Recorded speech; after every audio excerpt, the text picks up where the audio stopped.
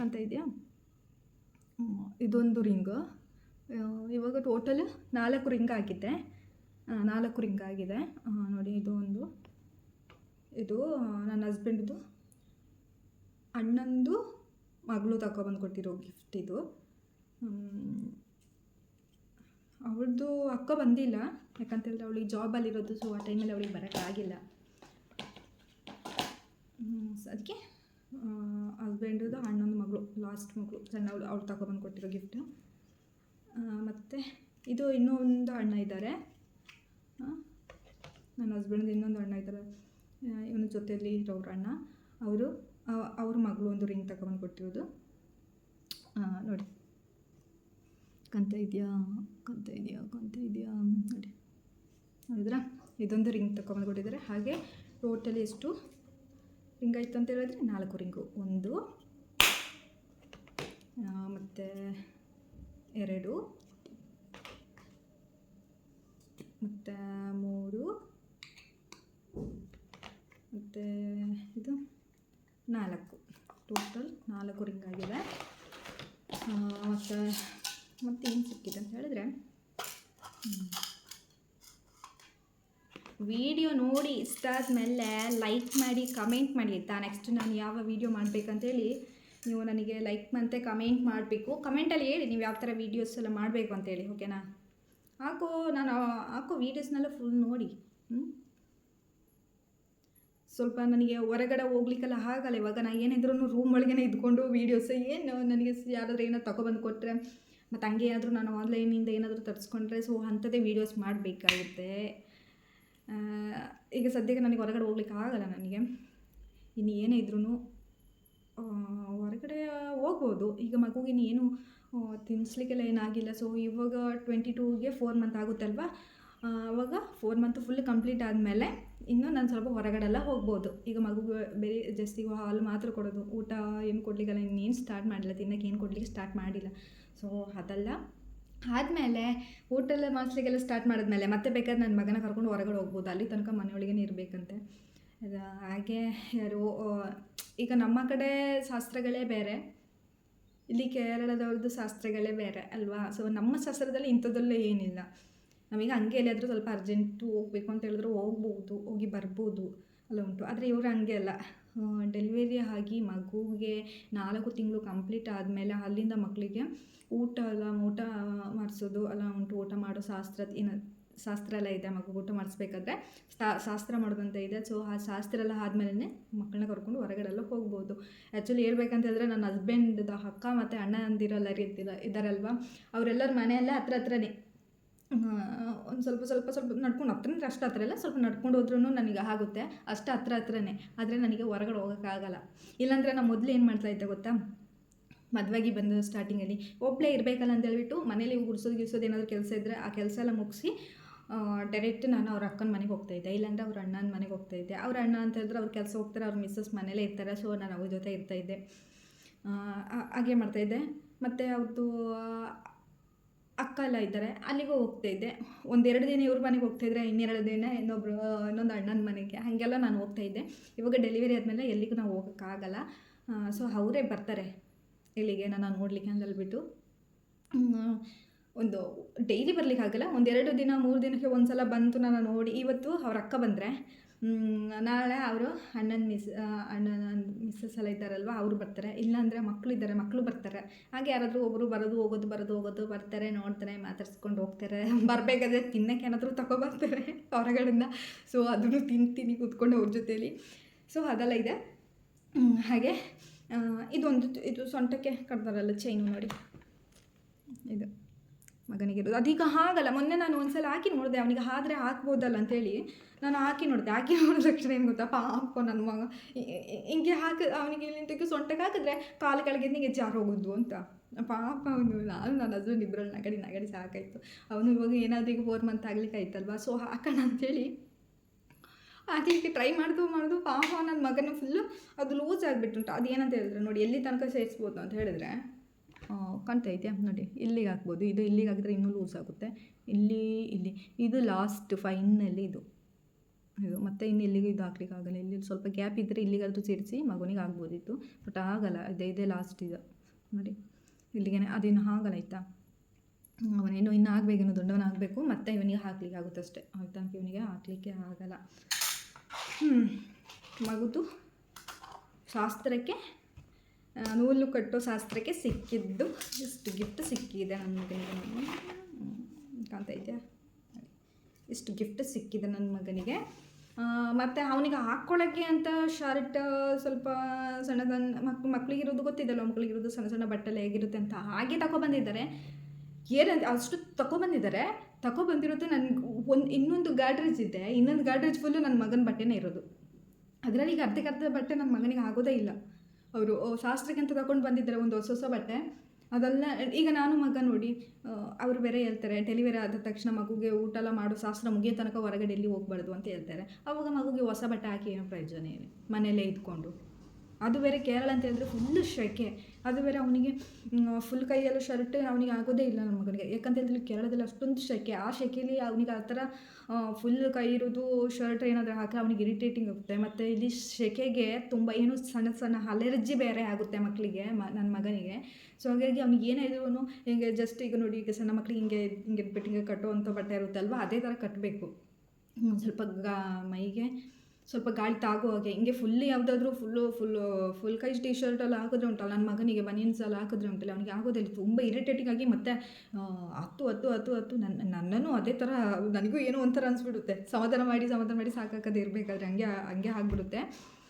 ಮತ್ತು ಅವನಿಗೆ ಹಿಂಗೆ ಚೈನ್ ಮತ್ತು ಹಿಂಗೆ ಚೈನ್ ಮತ್ತು ಉಂಗುರ ಅಂತ ಅಲ್ಲಿ ಹೇಳಿದರೆ ರಿಂಗ್ ಅಂತ ತಗೊಬಂದು ಕೊಟ್ಟಿರೋದು ಇಷ್ಟು ತಗೊಬಂದು ಕೊಟ್ಟಿದ್ದಾರೆ. ಮಗನ ಶಾಸ್ತ್ರಕ್ಕೆ ಇಷ್ಟು ಸಿಕ್ಕಿದೆ. ಮತ್ತು ಬಟ್ಟೆ ಅಂತೂ ಹೇಳೋದು ಬೇಡ, ಒಂದು ಗಾಡ್ರೇಜ್ ಫುಲ್ಲು ನನ್ನ ಮಗನ ಬಟ್ಟೆನೇ ಇದೆ. ನಾನು ನೆಕ್ಸ್ಟ್ ಟೈಮ್ ನಂದು ಅದು ಮಗಂದು ಇದು ಗಾಡ್ರೇಜು ಸ್ವಲ್ಪ ಕ್ಲೀನ್ ಮಾಡಲಿಕ್ಕಿದೆ. ಎಲ್ಲ ನೀಟಾಗೇ ಇದೆ ಆಯಿತಾ, ತೆಗೆದಿಟ್ಟಿರೋದೆಲ್ಲ ಫುಲ್ ನೀಟಾಗೇ ಇದೆ.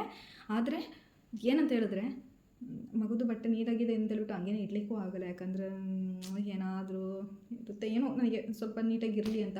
ನೆಕ್ಸ್ಟ್ ಟೈಮ್ ನಾನು ವೀಡಿಯೋ ಕ್ಲೀನ್ ಮಾಡಬೇಕಾದ್ರೆ ನಾನು ನಿಮಗೆ ವೀಡಿಯೋ ಮಾಡಿ ತೋರಿಸ್ತೀನಿ ಎಷ್ಟು ಬಟ್ಟೆ ಇದೆ ಅಂತ ಹೇಳ್ಬಿಟ್ಟು. ತುಂಬ ಅವನಿಗೆ ಇರೋದು ಬಟ್ಟೆ ತುಂಬ ಇದೆ. ಅದು ತುಂಬ ದೊಡ್ಡ ಗಾಡ್ರೇಜ್ ಏನಲ್ಲ, ಅವ್ನು ಮಗನಿಗಿರೋದು ಅಂತ ಹೇಳ್ಬಿಟ್ಟು ಒಂದು ಸಣ್ಣ ಗಾಡ್ರೇಜ್ ಇದೆ ಅಷ್ಟೇ. ಆ ಸಣ್ಣ ಗಾಡ್ರೇಜಲ್ಲಿ ಅವನದು ಬಟ್ಟೆ ಫುಲ್ ಆಗುಂಟು. ಇದನ್ನ ಮಗದ್ದು ಹೆಸರು ಹಾಕೋ ಶಾಸ್ತ್ರಕ್ಕೆ ಇನ್ನು ಸ್ವಲ್ಪ ಫ್ಯಾಮಿಲಿಗಳಲ್ಲೂ ಸ್ವಲ್ಪ ಜಾಸ್ತಿ ಸೇರಬೇಕಾದ್ರೆ ಇನ್ನೇನೇನು ಗಿಫ್ಟ್ ಸಿಗೋದು ಗೊತ್ತಿಲ್ಲ. ಆವಾಗ ಅದರಲ್ಲಿ ಎಲ್ಲಿ ಮಡಗೋದು ಹಾಗೆ. ಮತ್ತು ಇನ್ನೊಂದು ಗಿಫ್ಟ್ ಸಿಕ್ಕಿದೆ, ಅದು ಕಾಲ್ಗೆಜ್ಜೆ ಆಯಿತಾ. ಅದು ನಾನು ಏನು ಮಾಡಿದ್ದೀನಿ ಅಂತಂದರೆ, ನಾನು ಹಾಕಿದೆ ಅವನಿಗೆ, ನೋಡ್ಬೇಕಾದ್ರೆ ಅವನಿಗೆ ಆಗ್ತಾಯಿದ್ದೆ, ಇವಾಗ ಅವನಿಗೆ ಆಗುತ್ತೆ. ಸೊ ಹಾಗೆ ಅವ್ನ ಕಾಲಿಗೆ ಹಾಕಿದ್ದೀನಿ. ಅವನಿಗೆ ಮಲಗಿದ್ದಾನೆ, ಹಾಗಾಗಿ ತೋರಿಸ್ಲಿಕ್ಕೆ ಆಗಲ್ಲ. ನೆಕ್ಸ್ಟ್ ವ್ಲಾಗ್ ಮಾಡಬೇಕಾದ್ರೆ ನನ್ನ ಮಗನ ಜೊತೆಲೇ ನಾನು ವ್ಲಾಗ್ ಮಾಡ್ತೀನಿ ಅಲ್ವಾ. ಸೊ ನಾನು ಆವಾಗ ನಿಮಗೆ ಅದನ್ನು ಅವ್ನು ಹಾಕ್ಕೊಂಡಿರೋ ಕಾಲ್ಚೆನ್ ನಾನು ನಿಮಗೆ ತೋರಿಸ್ತೀನಿ, ಓಕೆನಾ. ಮತ್ತು ಇನ್ನೊಂದು ಏನು ಗೊತ್ತಾ ಫ್ರೆಂಡ್ಸ್, ನಿಮಗೆ ತೋರಿಸ್ತೀನಿ. ಈಗ ಇಲ್ಲಿ ಇದಲ್ವಾ ನೋಡಿ, ಈ ಚೈನಿಗೆ ನಾವೀಗ ಏನು ಮಾಡಿಸ್ತೀವಿ ಅಂತ ಹೇಳಿದ್ರೆ, ಈಗ ಅವನಿಗೆ ಇದು ಚೈನ್ ಹಾಕ್ತಾ ಇಲ್ಲಲ್ವಾ, ಸೊಂಟೆಗೆ ಹಾಕೋ ಚೈನ್ ಇದ್ದ ಈಗ ಹಾಕ್ತಾ ಇಲ್ಲಲ್ವಾ. ಸೊ ಅವನಿಗೆ ಆಗೋ ಟೈಮಲ್ಲಿ ನಾವೇನು ಮಾಡ್ತೀವಿ ಅಂತ ಹೇಳಿದ್ರೆ, ನಾನು ಮತ್ತು ನಮ್ಮ ಹಸ್ಬೆಂಡ್ ಇಬ್ಬರು ಸೇರಿ ಮಾತಾಡ್ಕೊಂಡಿದ್ದೆ ಈ ಥರ ಮಾಡಿಸ್ಬೇಕು ಅಂತ ಹೇಳ್ಬಿಟ್ಟು. ಅದು ಏನಂತ ನಾನು ನಿಮಗೆ ತೋರಿಸ್ತೀನಿ ಇವಾಗ. ಏನಂತ ಹೇಳಿದ್ರೆ, ಅದು ಈಗ ತೋರಿಸ್ಲಿಕ್ಕೆ ಆಗಲ್ಲ, ಇನ್ನೂ ಮಾಡಿಸಿದ ಮೇಲೆ ತೋರಿಸ್ತೀನಿ. ಮತ್ತು ಈಗ ಜಸ್ಟ್ ಹೇಳ್ತೀನಿ ಅಷ್ಟೇ ಏನು ಮಾಡ್ತೀನಿ ಅಂತ ಹೇಳ್ಬಿಟ್ಟು. ಇದೇನಂತ ಗೊತ್ತಿದೆಯಾ? ಇದು ನಾನಂತೂ ನಾನು ಹೇಳಲ್ಲ, ನಿಮಗೆ ಗೊತ್ತಿದ್ದರೆ ನೀವೇ ಕಮೆಂಟ್ ಮಾಡಬೇಕಾಯ್ತಾ ಇದೇನು ಅಂತ. ನೋಡಿ ಆ ಥರದಲ್ಲಿ ತೋರಿಸ್ಕೊಡ್ತೀನಿ ನೋಡಿ. ಅಂದ್ರೆ ಇದೇನಂತ ಗೊತ್ತಿದೆಯಾ? ಯಾರಿಗೆಲ್ಲ ಇದು ಏನಂತ ಗೊತ್ತಿದೆಯೋ, ಇದೇನು ಅಂತ ಗೊತ್ತಿದೆಯೋ ಪ್ಲೀಸ್ ಕಮೆಂಟ್ ಮಾಡಿ ಆಯಿತಾ. ಕಮೆಂಟಲ್ಲಿ ನನಗೆ ಹೇಳಿ, ಓಕೆನಾ. ನನಗೆ ಹೇಳಬೇಕು ಅಂತ ಹೇಳಿದ್ರೆ, ಒಂದೊಂದು ಪ್ಲೇಸಲ್ಲಿ ಒಂದೊಂದು ಥರ ಹೇಳ್ತಾರೆ. ನನಗೆ ನಮ್ಮಲ್ಲಿ ಎಂಥ ಉಕ್ಕಳು ಬಳ್ಳಿ ಅಂತ ಏನೋ ಹೇಳ್ತಾರೆ, ಉಕ್ಕಳು ಬಳ್ಳಿ ಅಂತ ಹೇಳ್ತಾರೆ. ಸೊ ನಿಮ್ಮ ಪ್ಲೇಸಲ್ಲಿ ನಿಮ್ಮ ಸೈಡಲ್ಲಿ ಏನೆಲ್ಲ ಹೇಳ್ತಾರೆ ಅಂತ ಹೇಳ್ಬಿಟ್ಟು ಇದನ್ನು ಕಮೆಂಟ್ ಮಾಡಿ, ಓಕೆನಾ. ಇದ್ರ ಹೆಸರು ಏನು ಹೇಳ್ತೀರಾ, ಇದನ್ನು ಹೆಂಗೆ ಹೇಳ್ತೀರಾ ಅಂತ ಹೇಳ್ಬಿಟ್ಟು ನೀವು ಕಮೆಂಟ್ ಮಾಡಬೇಕು. ನಮ್ಮಲ್ಲಿ ಉಕ್ಕಳು ಬಳ್ಳಿ ಅಂತ ಹೇಳ್ತಾರೆ. ಮತ್ತು ಕೇರಳದಲ್ಲಿ ಏನು ಹೇಳ್ತಾರೆ ಅಂತ ಗೊತ್ತಿಲ್ಲ. ಇದು ಮಲಯಾಳ ಭಾಷೆಯಲ್ಲಿ ಅದು ಏನು ಹೇಳ್ತಾರೆ ಅಂತ ನನಗೆ ಗೊತ್ತಿಲ್ಲ. ನನ್ನ ಹಸ್ಬೆಂಡ್ನ ಕೇಳಿ ಇನ್ನು ಹೇಳ್ಬೇಕಷ್ಟೇ ಆಯಿತಾ. ಇದು ಮಲಯಾಳದಲ್ಲಿ ನಮ್ಮ ಹಸ್ಬೆಂಡ್ ಮಲಯಾಳಿಸ್ ಅಲ್ವಾ, ಸೊ ನನಗೇನೆ ಗೊತ್ತಿಲ್ಲ ಮಲಯಾಳದಲ್ಲಿ ಏನು ಹೇಳ್ತಾರೆ ಅಂತ. ಸೊ ನಾನು ಅವ್ರನ್ನ ಕೇಳ್ತೀನಿ ಇದಕ್ಕೆ ಏನು ಹೇಳ್ತಾರೆ ಅಂತ ಹೇಳ್ಬಿಟ್ಟು. ಮತ್ತು ನಾನು ನೆಕ್ಸ್ಟ್ ವ್ಲಾಗ್ ಮಾಡ್ತೀನಲ್ವಾ, ಅದನ್ನ ಕೇಳಿ ನಾನು ನಿಮಗೆ ಹೇಳ್ತೀನಿ ಮಲಯಾಳದಲ್ಲಿ ಇದೇ ಥರ ಹೇಳ್ತಾರೆ ಅಂತ. ಆ್ಯಕ್ಚುಲಿ ಮಲಯಾಳದವ್ರು ಯಾರಾದರೂ ಈ ಕನ್ನಡ ಗೊತ್ತಿರೋರು ನನ್ನ ಚಾನಲ್ ಯಾರಾದರೂ ನೋಡ್ತಾ ಇದ್ರೆ ಉಂಟಲ್ವಾ, ಮಲಯಾಳದಲ್ಲಿ ಏನು ಹೇಳ್ತಾರೆ ಅಂತ ಹೇಳಿ ಟೈಪ್ ಮಾಡಿ. ಆ್ಯಕ್ಚುಲಿ ಮಲಯಾಳದಲ್ಲಿ ಟೈಪ್ ಮಾಡಬೇಡಿ ಆಯಿತಾ. ನಾನು ಓದಿರೋದು ಕನ್ನಡ, ಸೊ ಹಾಗಾಗಿ ನನಗೆ ಕನ್ನಡ ಮಾತ್ರ ನನಗೆ ಓದೋಕ್ಕೆ ಬರುತ್ತೆ. ಆವಾಗ ನೀವು ಏನು ಮಾಡಬೇಕಂತ ಹೇಳಿದ್ರೆ ಸ್ವಲ್ಪ ಇಂಗ್ಲೀಷಲ್ಲಿ ಆದರೂ ಬರೀರಿ, ಗೊತ್ತಾಗುತ್ತೆ. ಬರೀರಿ ಅಂತ ಟೈಪಿಂಗ್ ಮಾಡಿ. ಮತ್ತು ಮಲಯಾಳದಲ್ಲಿ ಟೈಪಿಂಗ್ ಮಾಡಿದ್ರೆ ನನಗೆ ಸ್ವಲ್ಪ ಓದೋಕ್ಕೆ ಬರಲ್ಲ, ಯಾಕಂದರೆ ನಾನು ಓದಿರೋದು ಕನ್ನಡ. ಸೊ ನಮ್ಮ ಕರ್ನಾಟಕದಲ್ಲಿ ಓದಿರೋದಲ್ವಾ, ಕೊಡಗಲ್ಲಿ ನಾನು ಓದಿರೋದು, ಹಾಗಾಗಿ ನನಗೆ ಕನ್ನಡ ಫಸ್ಟು ಬರುತ್ತೆ. ಸೊ ನೀವು ಇಂಗ್ಲೀಷಲ್ಲಿ ಆದರೂ ನೀವು ಟೈಪ್ ಮಾಡಿದ್ರೆ ಗೊತ್ತಿರುತ್ತೆ. ಅಂತಂದರೆ ಕೇರಳದವ್ರಿಗೆ ಫುಲ್ ಮಲಯಾಳ ಬರೋದೇ ಇಲ್ಲ ಅಂತಲ್ಲ, ಒಬ್ರೊಬ್ಬರಿಗೆ ಬರುತ್ತೆ. ನನ್ನ ಹಸ್ಬೆಂಡಿಗೆ ಮಲಯಾಳ ಅಷ್ಟು ಬರಲ್ಲ.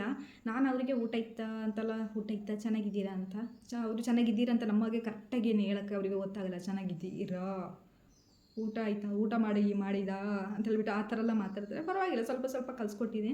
ಮತ್ತು ಇವ್ರ ಅಣ್ಣ ಒಬ್ಬರಿದ್ದಾರೆ ಆಯಿತಾ, ಅವರಿಗೆ ಉಂಟಲ್ವಾ ಕನ್ನಡ ಮಾತಾಡೋಕ್ಕೆ ಗೊತ್ತಿಲ್ಲ. ಆದರೆ ನಾವು ಹೇಳೋಂಥ ಒಂದೊಂದು ಮಾತಿದಲ್ವ, ಪ್ರತಿಯೊಂದನ್ನು ಚೆನ್ನಾಗಿ ಅರ್ಥ ಮಾಡ್ಕೊಳ್ತಾರೆ ಅವರು. ಅಷ್ಟು ಚೆನ್ನಾಗಿ ಅರ್ಥ ಮಾಡ್ಕೊಳ್ತಾರೆ ಆಯಿತಾ. ಹಾಗೆ ಕನ್ನಡ ಎಲ್ಲ ಅವರಿಗೆ ಬರಲ್ಲ ಅಂತ ಏನಿಲ್ಲ, ಅವರಿಗೆಲ್ಲ ಕನ್ನಡ ಎಲ್ಲ ಚೆನ್ನಾಗೇ ಬರುತ್ತೆ. ನಾವು ಬರಲ್ಲ ಅಂತ ತಿಳ್ಕೊಳ್ಳೋದಷ್ಟೇ, ಆದರೆ ಅವ್ರಿಗೆ ಕನ್ನಡ ಎಲ್ಲ ತುಂಬ ಚೆನ್ನಾಗೇ ಬರುತ್ತೆ ಅವರಿಗೆ. ಅಂದರೆ ಒಬ್ರೊಬ್ಬರಿಗೆ ಇನ್ನೊಬ್ರದ್ದು ನಮ್ಮ ಹಸ್ಬೆಂಡ್ ಫ್ಯಾಮಿಲಿ ಒಬ್ಬರು ಮಡಿಕೇರಲ್ಲೇ ಇದ್ದಾರೆ. ಮಡಿಕೇರಿ ಅಲ್ಲೇ ಮಡಿಕೇರಲ್ಲೇ ಇರೋದು ನಮ್ಮ ಹಸ್ಬೆಂಡ್ ಫ್ಯಾಮಿಲಿಯವರು. ಒಬ್ಬರು ನನ್ನ ಮದುವೆಗೆ ಬಂದಿದ್ದರು. ಆದರೆ ನನಗೆ ಅವ್ರು ನಮ್ಮ ಮದುವೆಗೆ ಬಂದಾಗ ನನಗೆ ಅವ್ರು ಹೇಳ್ಕೊಟ್ರು, ಇವರು ಇಲ್ಲಿ ಕೊಡಗಲ್ಲೇ ಇರೋದು, ಮಡಿಕೇರಿನೂ ಕುಶಾಲನಗರಿಗೆ ಹೋಗೋ ರೂಟಲ್ಲಿ ಇರೋದು ಅಂತ. ಆದರೆ ನಾನು ಅವ್ರ ಮನೆಗೇನು ನಾನು ಹೋಗಿಲ್ಲ ನಾನು.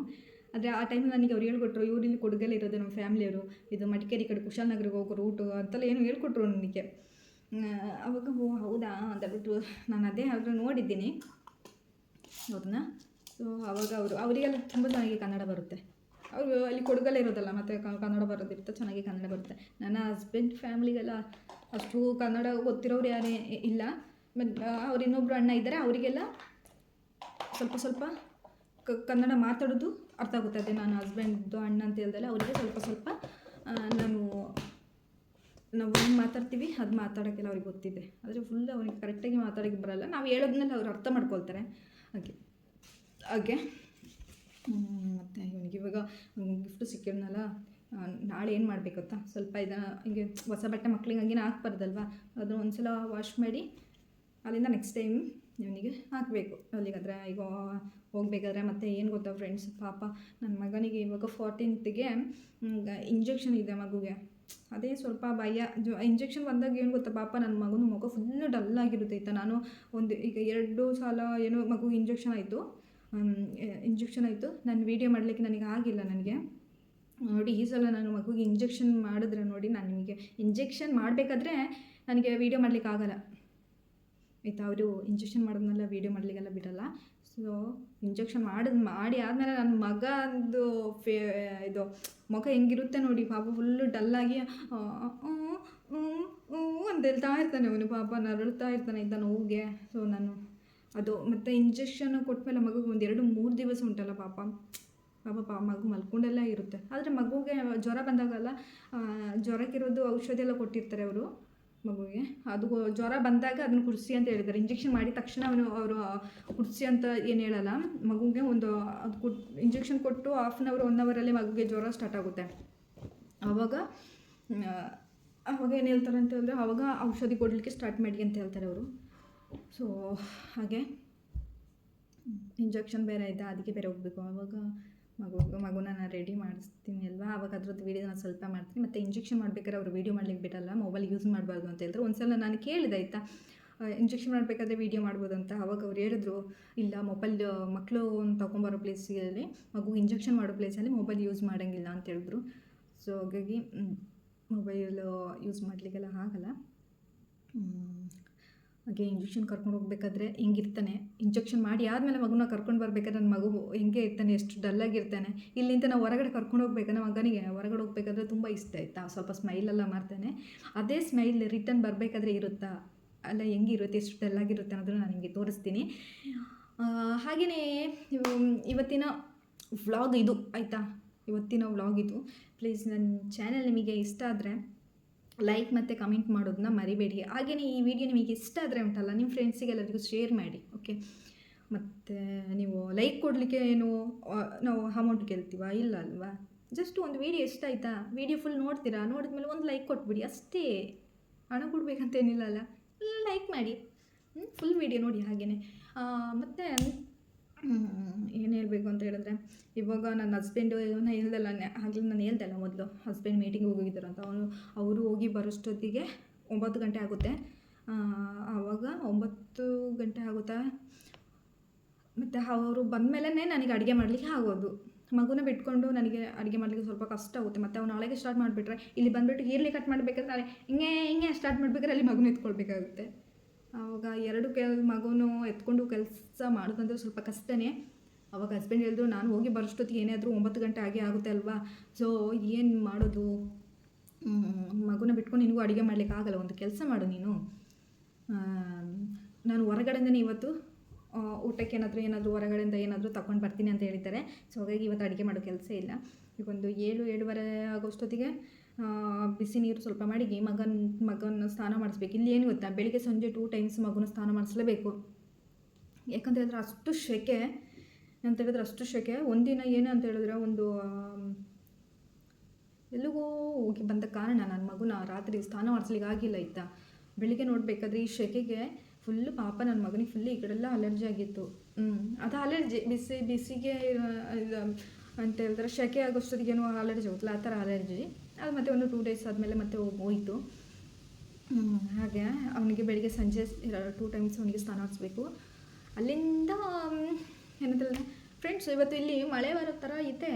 ನಿನ್ನೆ ರಾತ್ರಿ ಮತ್ತು ಮೊನ್ನೆ ರಾತ್ರಿ 2 ಡೇಸ್ ಏನು ಮಳೆ ಅಂತ ಹೇಳಿದ್ರೆ ಎಷ್ಟು ಇಷ್ಟ ಅಂತ ಹೇಳಿದ್ರೆ, ನಾನು ಹೋಗಿ ನೀರಲ್ಲಿ ಮಳೆ ಬಂದಾಗ ಹೋಗಿ ಆಟ ಆಡಬೇಕು ಅಂತ ನನಗೆ ಅಷ್ಟೊಂದು ಆಸೆ ಆಗಿತ್ತು.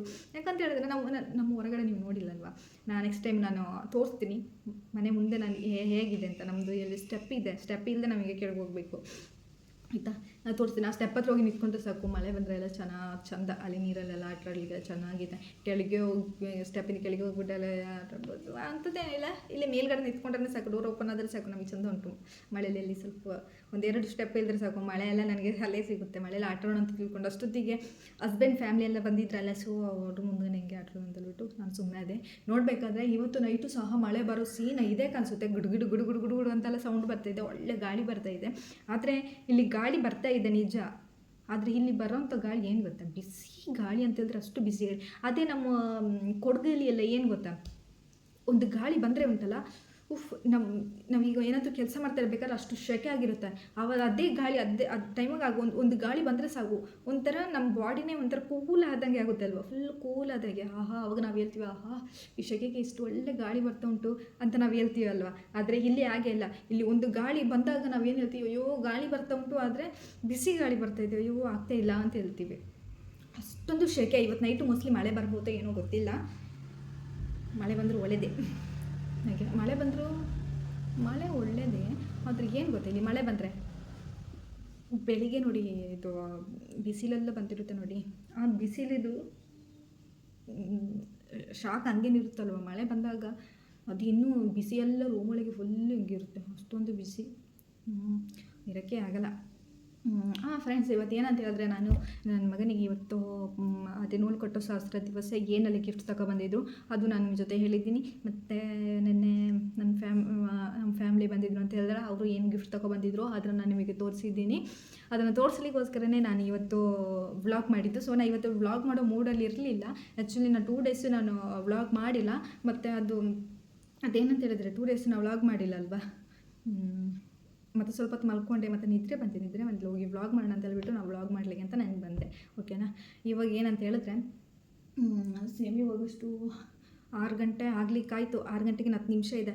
ಸೊ ನಾನು ಇವಾಗ ಏನು ಮಾಡಬೇಕಂತ ಹೇಳಿದ್ರೆ, ನನಗೆ ದೀಪ ಹಚ್ಚಬೇಕು. ಈ ದೀಪ ಹಚ್ಚಿ ಅಲ್ಲಿಂದ ನಾನು ಸ್ವಲ್ಪ ದೀಪ ಎಲ್ಲ ಹಚ್ಚಿ ಅಲ್ಲಿಂದ ಮಗ ಇದ್ದರೆ ಮಗನ ಜೊತೆ ಸ್ವಲ್ಪ ತಿದ್ದು, ಮತ್ತು ಹಾಗೆಯೇ ಮಗನಿಗೆ ನಾನು ಸ್ವಲ್ಪ ಟೀ ಏನಾದರೂ ಕಟ್ಟ ಚಾಯ ಮಾಡಿ ನಾನು ಸ್ವಲ್ಪ ಕುಡಿದು ಅಲ್ಲಿಂದ ಮಗುಗೆ ಸ್ನಾನಕ್ಕೆ ನೀರಿಟ್ಟು ಮಗನ ಸ್ನಾನ ಮಾಡಿಸ್ತೀನಿ. ಓಕೆನಾ. ಹಾಗೆಯೇ ಇವತ್ತಿನ ವಿಡಿಯೋ ನಿಮಗೆ ಇಷ್ಟ ಆದರೆ ಲೈಕ್, ಕಾಮೆಂಟ್, ಶೇರು. ಹೊಸಬ್ರು ಯಾರಾದರೂ ನನ್ನ ಚಾನಲ್ ನೋಡ್ತಾ ಇದ್ದರೆ ಬೇಗ ಹೋಗಿ ಸಬ್ಸ್ಕ್ರೈಬ್ ಮಾಡಿ. ಓಕೆನಾ. ಆವಾಗ ನಾನು ಹಾಕೋ ವೀಡಿಯೋಸ್, ನಾನು ಅಪ್ಲೋಡ್ ಮಾಡುವಂಥ ವೀಡಿಯೋಸ್ ಎಲ್ಲ ಬರುತ್ತಲ್ಲ, ವ್ಲಾಗ್, ಅದೆಲ್ಲ ಮೊದಲು ನಿಮಗೆ ನೋಡಲಿಕ್ಕೆ ಸಿಗುತ್ತೆ. ಮತ್ತು ಓಕೆ ಫ್ರೆಂಡ್ಸ್, ಬಾಯ್. ಬಾಯ್ ಆಯಿತಾ, ಬಾಯ್. ಮತ್ತು ಅದೇ ನಾ ಇವತ್ತು ಹೇಳ್ಬೇಕಂತ ನಾನು ವಿಡಿಯೋ ವ್ಲಾಗ್ ಮಾಡಿದ್ದು. ಸೊ ಓಕೆ, ಎಲ್ಲರೂ ನೋಡಿ ವಿಡಿಯೋ ಇಷ್ಟಪಟ್ಟು ಲೈಕ್ ಮಾಡಿ ಆಯಿತಾ, ಫುಲ್ ವಿಡಿಯೋ ನೋಡಿ. ಮತ್ತು ನನಗೆ ಇವಾಗ ಸ್ವಲ್ಪ ಕೆಲಸ ಇದೆ, ಮನೇಲಿ ಸ್ವಲ್ಪ ಕೆಲಸ ಇದೆ, ಸ್ವಲ್ಪ ಪಾತ್ರೆ ಏನೋ ತೊಳಿಲಿಕ್ಕಿದ್ದ, ಸ್ವಲ್ಪ ಕೆಲಸ ಇದೆ ಆಯಿತಾ. ಮಗ ನಿದ್ರೆ ಮಾಡ್ದಂಗೆ ಬೇಗ ಕೆಲಸ ಮುಗಿಸ್ಬಿಡ್ತೀನಿ. ಏನೋ ಮಗ ಇಷ್ಟೊತ್ತಿಗೆ ಮಲಗಿದ್ದಾನೆ, ಅವನಿಗೆ ಎದ್ದಿದ್ರೆ ನನಗೆ ಇವಾಗ ನಿಮಗೆ ಅವನು ಹಿಂಗೆ ಎತ್ಕೊಂಡ್ರೆ ನಿಮಗೆ ಒಂದೊಂದು ಈ ಗಿಫ್ಟನ್ನೆಲ್ಲ ತೋರಿಸ್ಲಿಕ್ಕೆ ಸ್ವಲ್ಪ ಕಷ್ಟ ಆಗ್ತಿತ್ತು. ಏನೋ ನನ್ನ ಲಕ್, ಒಂದು ವ್ಲಾಗ್ ಮಾಡೋ ತನಕ ನನ್ನ ಮಗ ನಿದ್ದೆ ಮಾಡಿದ್ದಾನೆ ಅವನು. ಒಳ್ಳೆಯದು. ಓಕೆ ಫ್ರೆಂಡ್ಸ್, ಬಾಯ್. ಇವತ್ತಿನ ವ್ಲಾಗ್ ನಾನು ಮುಗಿಸ್ತಾ ಇದ್ದೀನಿ, ಓಕೆನಾ. ಹಾಗೆಯೇ ತುಂಬ ಸಪೋರ್ಟ್ ಮಾಡಿ ನನ್ನ ಚಾನಲ್ಗೆ, ಫುಲ್ ವೀಡಿಯೋಸ್ನೆಲ್ಲ ನೋಡಿ ಇಷ್ಟಪಡಿ, ಓಕೆನಾ. ನಾನು ಮಗುನ ಬಿಟ್ಕೊಂಡು ಬೇರೆ ನಾನು ವೀಡಿಯೋಸ್ ಎಲ್ಲ ಮಾಡ್ತಾಯಿದ್ದೀನಿ. ಮತ್ತು ಏನಪ್ಪ ಇವಳು ಬರೀ ರೂಮಲ್ಲೇ ಕುತ್ಕೊಂಡು ವೀಡಿಯೋ ಮಾಡ್ತಾ ಇರ್ತಾಳೆ ಅಂತ ನೀವು ಯೋಚನೆ ಮಾಡಬೇಡಿ, ಓಕೆನಾ. ನಾನು ಸ್ವಲ್ಪ ಹೊರಗಡೆ ಹೋಗೋ ಟೈಮಿಂದ ಬಂದಿಲ್ಲ. ಸೊ ಹೊರಗಡೆ ಹೋಗೋ ಟೈಮಲ್ಲಿ ನಾನು ವ್ಲಾಗೆಲ್ಲ ಮಾಡಲಿಕ್ಕೆಲ್ಲ ನಾನು ಸ್ಟಾರ್ಟ್ ಮಾಡ್ತೀನಿ. ಅಲ್ಲಿ ತನಕ ನಮ್ಮ ಮನೆ ಒಳಗೆ ಏನೆಲ್ಲ ನಡೀತೋ ಅದನ್ನೇ ನಾನು ಇನ್ನೂ ವೀಡಿಯೋ ಎಲ್ಲ ಮಾಡಿ ನಿಮಗೆ ತೋರಿಸ್ಬೇಕಾಗುತ್ತೆ, ಓಕೆನಾ. ಹಾಗೆ ಒಳ್ಳೆ ವ್ಲಾಗ್ ಮಾಡಬೇಕಂತ, ಇದು ಒಳ್ಳೆ ವ್ಲಾಗ್ ಆಯಿತಾ. ನಿಮಗೆ ಇನ್ನೂ ಒಳ್ಳೆ ವ್ಲಾಗ್ ಹೊರಗಡೆ ಹೋಗಿ ಮಾಡೋದ್ಮೇಲೆ ನಾನು ನಿಮಗೆ ನೆಕ್ಸ್ಟ್ ಟೈಮ್ ತೋರಿಸ್ತೀನಿ. ನಾನು ಇವಾಗಿರೋದು ಕನ್ನೂರಲ್ಲಿ ಅಲ್ವಾ. ಸೊ ಕನ್ನೂರಲ್ಲಿ ಯಾವ್ಯಾವ ಪ್ಲೇಸ್ಗೆ ನಾನು ಹೋಗ್ತೀನಿ, ಯಾವ ದೇವಸ್ಥಾನಕ್ಕೆ ಹೋಗ್ತೀನಿ ಅದೆಲ್ಲ ನಾನು ವೀಡಿಯೋ ಮಾಡಿ ನಾನು ತೋರಿಸ್ತಾ ಇರ್ತೀನಿ, ಓಕೆನಾ. ಇವಾಗ ನಾನು ಹೊರಗಡೆ ಹೋಗೋ ಟೈಮ್ ಬಂದಿಲ್ಲ. ಸೊ ಹಾಗಾಗಿ ನಾನು ಏನು ಮಾಡಬೇಕು ಹೇಳಿ, ಮನೆ ಒಳಗೇನೆ ಇದನ್ನು ಈಗ ವೀಡಿಯೋ ಮಾಡಬೇಕಲ್ಲ. ಸೊ ನಮ್ಮ ಮನೇಲಿ ಯಾರಾದರೂ ಏನಂತ ತಗೊಂಡ್ರು ಏನು ಅಂತ ಅದನ್ನು ಮಾತ್ರ ನಿಮ್ಮ ಜೊತೆ ಶೇರ್ ಮಾಡ್ತೀನಿ, ಓಕೆನಾ.